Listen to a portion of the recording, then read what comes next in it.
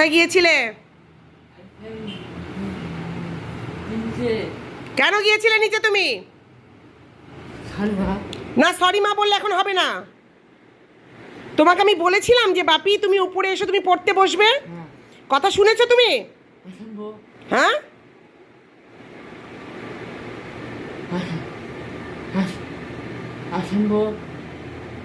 তোমাকে যে আমি কতবার ডাকলাম, কতবার ডেকেছি তোমাকে আমি?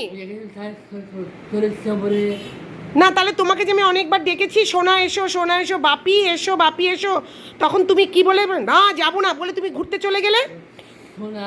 হ্যাঁ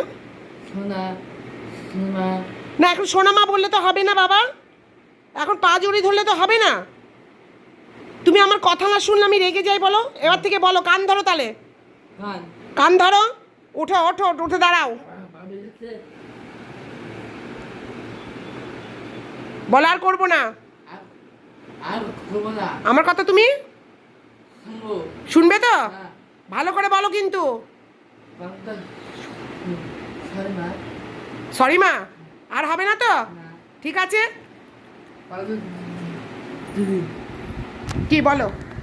ঠিক আছে আমি কিন্তু আর কিন্তু এরকম করবে আমি কিন্তু শুনবো না, মনে থাকবে। মায়ের কথা যারা না শোনে তাহলে কি হয়? ঠাকুর পাপ দেয় তাদের। আর মার কথা শুনলে কি হয়?